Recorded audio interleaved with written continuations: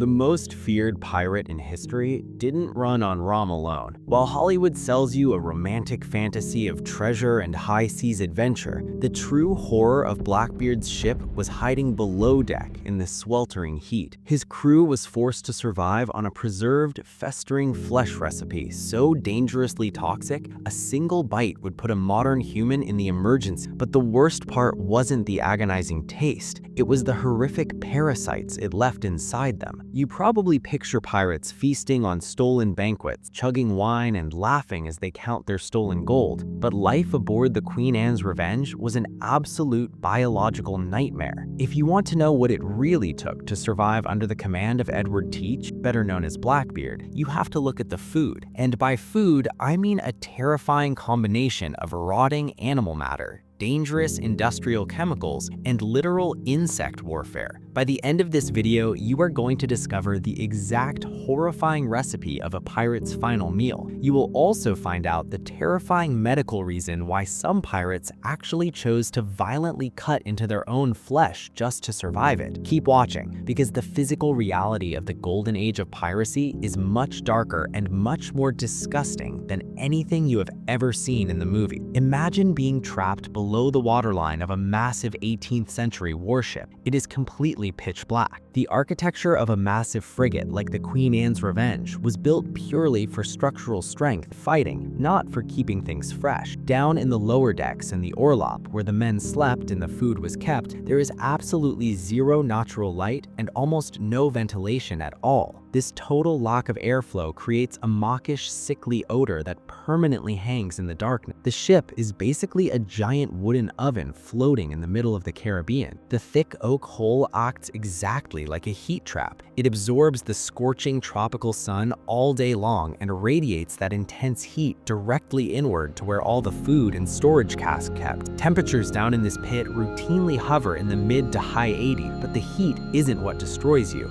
It is the humidity. We are talking about humidity levels frequently exceeding 90%. This transforms the entire inside of the ship into a suffocating terrestrial equivalent of the ocean outside. Moisture is constantly condensing on every single surface, making the wooden floors perpetually slick and dangerous. And then there's the bilge water. This isn't just salty seawater, it's a foul, sloshing cocktail of ocean water, human sweat, and spilled cargo that just sits rotting in the bottom well of the ship. It actively ferments into a stench so offensive it completely defies human imagination. In this environment, the air you breathe is a thick, miasmic soup. You are forcefully inhaling evaporating bilge water, the rot of the wooden timbers, and the heavy respiratory exhaust of hundreds of completely unwashed men. The combination of the massive temperatures and the insane humidity creates a dangerous wet bulb effect inside the hold. As the heat rises during the brutal Caribbean day, the stagnant air becomes completely saturated with moisture. Because the air is full, human sweat cannot evaporate. This completely prevents the pirate's body from cooling itself down. In this suffocating heat, the very sustenance intended to keep the crew alive becomes their most persistent and deadly predator. Because down here, the lifespan of even the most heavily salted meat drops to zero. The crew was basically running a daily race against a putrefactive paradigm. They were desperately trying to extract calories and energy from dead matter that was actively decomposing and returning to its base elements. So how do you stop a mountain of dead cows and pigs from rotting in a floating 90-degree swamp? You don't use ice. You use extreme, brutal chemistry. The preservation of calories in the 1700s required a literal war against nature, fought with ridiculous concentrations of salt and the highly volatile chemistry of saltpeter. The primary weapon was sodium chloride, or regular salt. To even have a chance of surviving a months-long voyage, massive chunks of meat had to be struck in salt. This meant taking raw flesh, violently rubbing it by hand with sharp crystalline salt, and then drowning the entire thing in a saturated brine, known as the pickle. The idea relies on basic osmotic pressure. The massive concentration of salt on the outside forcibly draws the water out of the meat's cells, denying bacteria the moisture they need to survive. But there is a massive catch. When meat is preserved like this for 1 or even 2 years, which was completely standard for naval ships and pirate crews, it physically mutates. The muscle fibers turn iron hard. All the actual nutritional value value is completely stripped away and entirely replaced by heavy mineral salt. You aren't really eating meat anymore. You're eating a solid block of sodium. And when a pirate actually swallows this stuff, the human body goes into absolute panic mode. The human kidney is totally incapable of producing urine that is saltier than the blood concentration needed to process a meal of 18th century salt. So to flush out this toxic, extreme level of sodium, your body is forced to release way more water than it actually gained from eating the food in the first place. This triggers a state of chronic, dangerous hypernatremic dehydration. It's a terrifying physiological paradox. The more the pirate eats to keep his strength for the brutal, back-breaking physical labor of sailing the ship, the faster he dehydrates his own body. In this suffocating heat, the body is already struggling to maintain thermoregulation in the wet bulb heat. Eating this extremely dense, salty protein places a massive metabolic load on the entire system. Digesting the meat produces massive amounts of internal body heat and requires huge amounts of water just to process the nitrogenous waste. This triggers a maddening, agonizing thirst. The sheer lack of water actually activates the subfornical organ and the nucleus of the solitary tract deep inside the human brain, screaming at the pirate to drink. As the water is violently sucked out of their tissues, their total blood volume physically drops, causing severe hypovolemia. Their heart has to beat wildly, pumping faster and faster just to maintain basic blood pressure. Combine this sustained hypertension with the 90-degree heat of the hold, and Blackbeard's men were living in a constant state of massive cardiovascular and neurological strain. But regular salt wasn't enough to stop the rot. They had to use something stronger, something deadly. Have you ever wondered why pirates are sometimes called buccaneers? I'll explain that crazy origin story in just a minute. But first, let's talk about the pink poison. To stop the meat from turning a disgusting gray color and to kill the deadly spores of Clostridium botulinum, the bacteria that causes fatal botulism, they added potassium nitrate, commonly known as saltpeter, to the brine. Now, there's an old maritime myth that captains fed their crews saltpeter to suppress the libidos of the sailors, but the actual effect was far, far more insidious. When a pirate swallowed saltpeter-soaked beef, it hit the highly acidic environment of the pirate's stomach. There, the nitrates reacted violently with the amines in the meat to form nitrosamines. Nitrosamines are incredibly potent, highly aggressive carcinogenic agents. Blackbeard's men were literally eating cancer-causing chemicals for breakfast. And it gets worse. Eating huge amounts of potassium nitrate triggers a medical condition called hyperkalemia. This means the potassium levels in the pirate's blood would spike so high that it literally interfered with the electrical signals firing inside their own heart. Imagine being a pirate on the Queen Anne's Revenge. You are already suffering from heat stroke. You are completely exhausted from pulling ropes. You are violently dehydrated. And now the saltpeter is causing extreme cardiac stress that leads to sudden fainting, terrifying muscle spasms, and fatal heart arrhythmias. This pirate diet wasn't just gross or impalatable. It was a slow-acting metabolic poison perfectly designed to systematically degrade the structural and electrical integrity of the human heart. So if the salted meat was literal poison, what was the alternative? This is where the word buccaneer actually comes from. It has nothing to do with stealing ships or sailing the ocean. The term originates from a highly specific food preservation method learned straight from the Arawak and Carib peoples of Hispaniola and Tortuga. These indigenous groups used a wooden framework or a hurdle called a boucan. They used this frame to slowly smoke and dry the meat of wild cattle and pigs. This created a dense, dry, and incredibly chewy jerky that the French called viande boucanée. It was completely essential for long-distance travel across the Caribbean. Unlike the European salting method, which created a loathsome and filthy product that actually shrank by half the second you boiled it, the boucan method was brilliant. It used smoke as a totally natural antimicrobial agent. The heat from a slow fire, fueled with green wood and sometimes even the raw hides of the animals themselves, permeated the meat completely. The smoke deposited specific phenols and carbenols that actively stopped bacterial growth and prevented oxidation. It was the perfect survival food until they brought it onto the ship. The boucan method only worked in the dry, open air of the Caribbean islands. The second this incredibly dry, smoked jerky was carried down into the damp, lightless, completely stagnant hold of the Queen Anne's Revenge, everything went wrong. Because the jerky was so incredibly dry, it was highly hygroscopic. That means it acted exactly like a sponge, instantly absorbing the 90% ambient humidity of the ship's hold. Within days, the rock-hard pirate jerky transformed into a soft, wet, porous substrate, and that wet sponge became the ultimate breeding ground for massive fungal colonies and mold. Historical records describe this meat as half-rotten and stinking like carrion. Sea surgeons from the era, like John Woodall and William Klaus, wrote extensively about the grotesque sensory reality of dinner time on a ship. The meat had such a most loathsome and filthy taste that grown men literally had to forcefully stop their noses shut just to swallow it without vomiting. But the horrible taste was the absolute least of their problems. Swallowing this putrid, fuzzy, rotting meat introduced a massive wave of pathogens straight into their guts.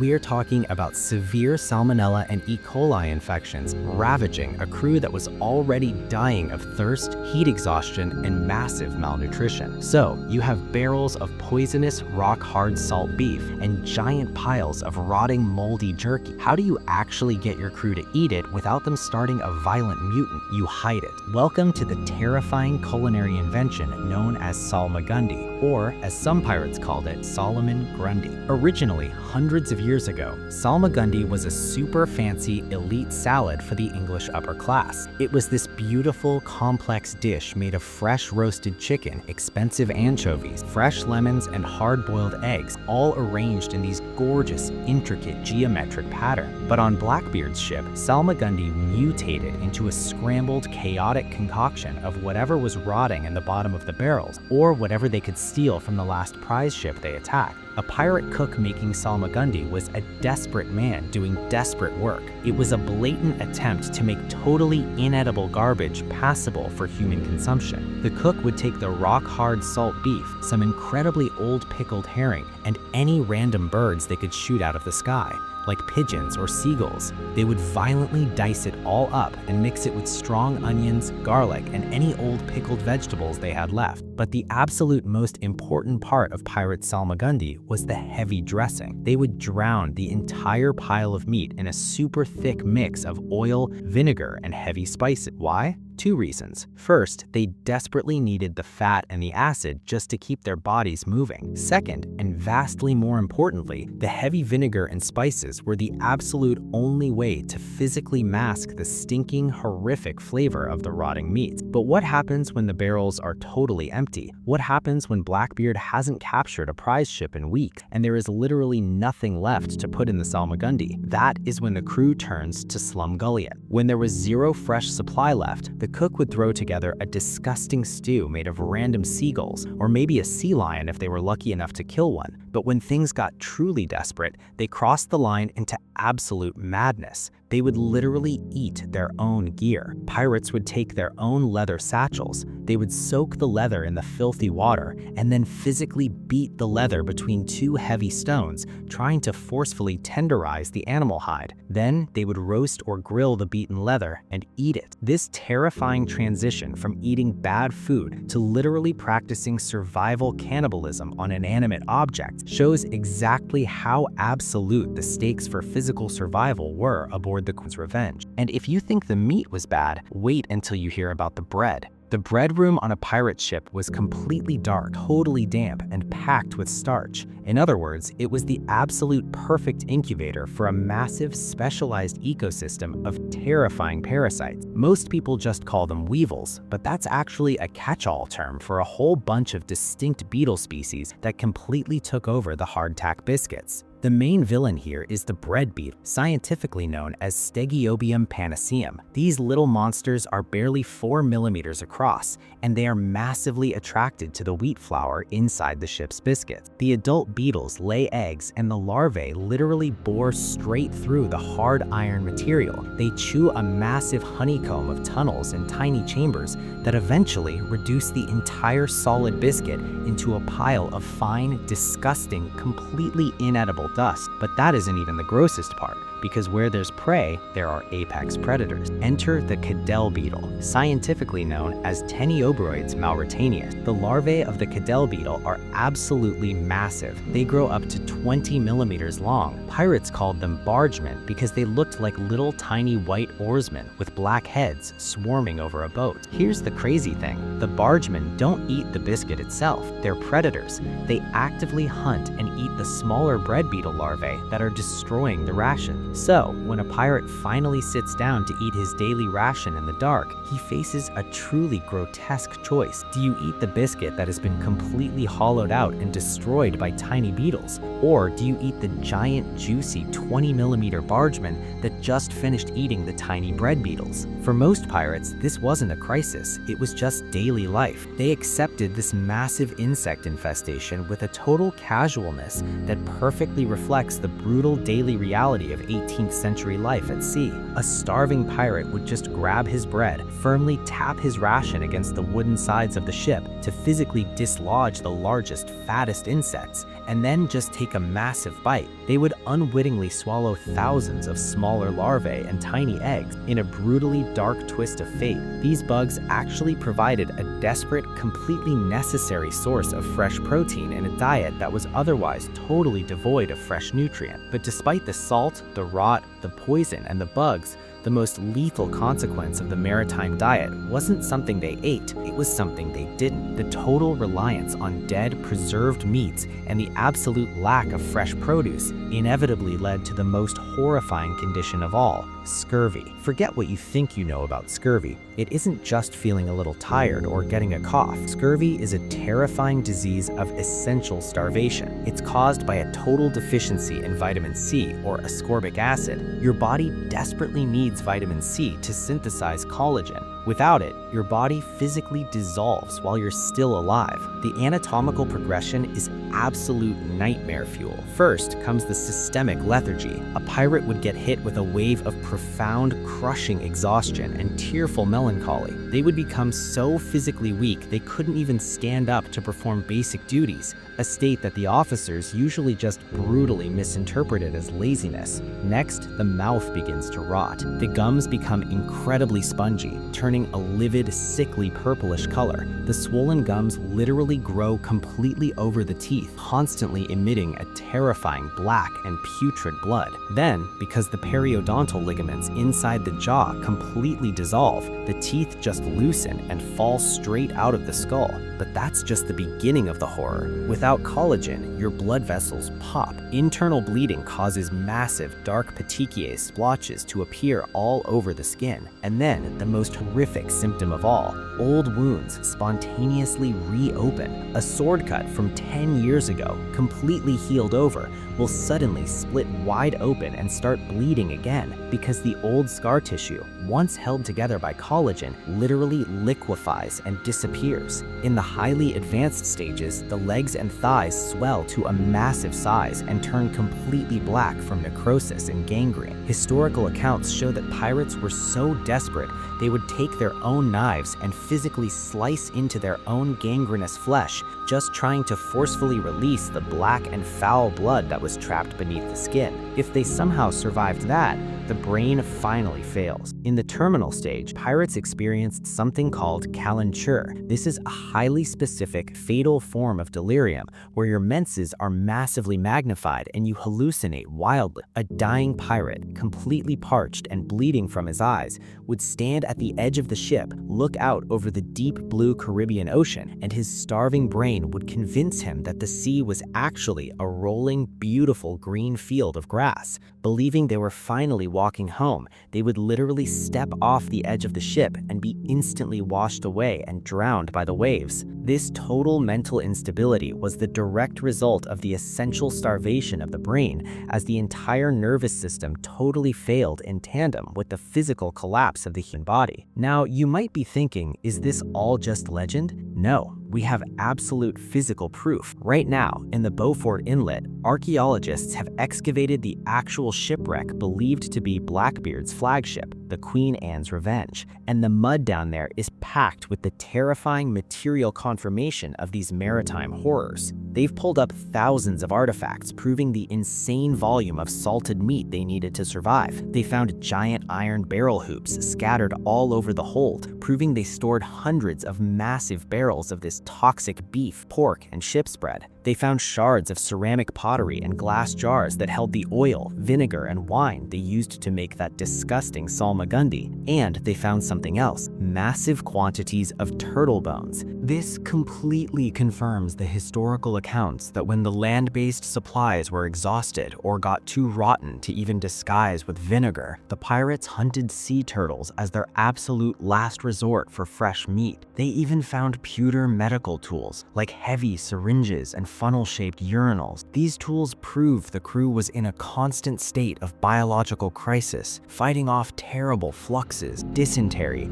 and scrofulous diseases caused directly by the unwholesome, poisonous garbage they were eating. Getting these artifacts out of the ocean takes years of tedious processing. They are completely trapped inside thick concretions, massive blocks of iron corrosion, sand, and centuries of marine life. To get the objects out, conservators have to use chemical baths of sodium carbonate and electrolysis, a process that takes up to 5 years. But inside those blocks, the anaerobic sand actually perfectly protected the darkest details from the wood-boring organisms that destroyed the ship's timber. They even found actual animal hair mixed with the pine tar used to seal the hull planks. It is a haunting sensory detail. The Queen Anne's Revenge wasn't just a pirate ship, it was a floating slaughterhouse, a vessel that perpetually smelled of pine tar, pitch, and the rotting biological decay of the dead mammals whose hair and flesh it carried in the dark. The ultimate truth about Blackbeard and the golden age of piracy is that the ocean wasn't their biggest enemy. The heavily armed Royal Navy wasn't their biggest enemy. The real war was happening inside their own stomachs. The survival of the crew was threatened every single day by their own food. The very act of eating a meal was a daily physiological assault. The central tension of their entire existence was the absolute necessity of forcing toxic, parasite-ridden, rotting matter down their throats just to sustain the exact strength they needed to fight and sail for one more day. The cumulative, devastating effect of the massive sodium spikes, the toxic, cancer-causing nitrates, the buzzing parasitic infestations, and the absolute vitamin deficiency created a totally unique pathological profile for the pirate sailor. It was a life characterized by extreme chronic dehydration, massive cardiovascular strain, and absolute systemic structural failure. The Buchan fires that gave buccaneers their name, the heavy salt that parched their throats, the chaotic salmagundi stews that masked the taste of death, and the giant bargeman beetles that shared their bread. These were the true masters of Blackbeard's ship. Down in the suffocating, sweltering 90-degree heat of that Caribbean hold, survival wasn't a swashbuckling adventure. It was a miserable, silent, hourly war against entropic dissolution. The ocean didn't kill these men. The horrific, toxic food they had to force down their throats almost did. The archaeological remains of the Queen Anne's Revenge stand today as a permanent testament to this grotesque reality. It proves that this legendary ship wasn't just a weapon of war, it was a floating larder of decay, where the line between the food and the men eating it was completely blurred by parasites and putrefaction. So, the next time you see a pirate movie with a crew happily feasting on a stolen banquet, remember the bargemen, remember the bleeding gums, remember the boiling leather. If you made it this far, you now know the dark, terrifying truth that Hollywood absolutely refuses to show you. Hit that thumbs up and subscribe right now if you want more insane historical realities that completely change everything you thought you knew. And if you are hungry for the next crazy lesson, check out the video on screen right now where we expose another massive historical lie. You are going to love it.